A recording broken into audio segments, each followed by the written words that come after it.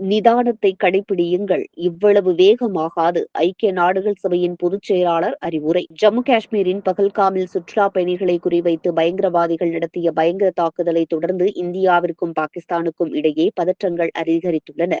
இதனையடுத்து இரு நாடுகளும் பரஸ்பர தடைகளை விதித்துள்ளது.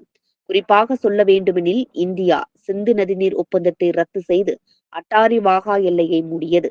பாகிஸ்தான் குடிமக்களுக்கான விசாக்களையும் இந்தியா ரத்து செய்துள்ளது. இதற்கு பதிலளிக்கும் விதமாக இந்திய விமானங்கள் தங்கள் வான்வெளியை பயன்படுத்த பாகிஸ்தான் தடை விதித்தது. சிம்லா ஒப்பந்தத்தை ரத்து செய்தது. மேலும் சிந்து நதிநீர் தடுப்பது போர் அறிவிப்பாக கருதப்படும் என்று பாகிஸ்தான் தெரிவித்துள்ளது. இரு நாடுகளும் முப்படைகளையும் தயார் நிலையில் வைத்துள்ளது. இந்த நிலையில் பதற்றத்தை தணிக்க இரு நாடுகளும் நிதானத்தை கடைபிடிக்க வேண்டும் என்று ஐக்கிய நாடுகள் சபை வலியுறுத்தியுள்ளது.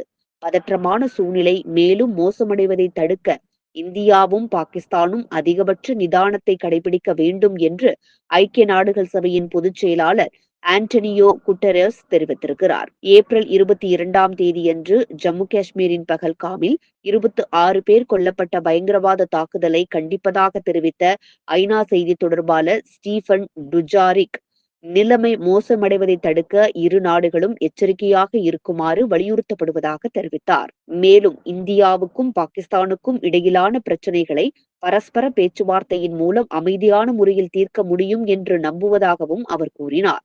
இரு நாட்டு உறவும் மேலும் மோசமடையாமல் பார்த்துக் கொள்ள வேண்டும் என்றும் நாங்கள் மிகவும் கேட்டுக்கொள்கிறோம் என்றும் அவர் தெரிவித்தார்.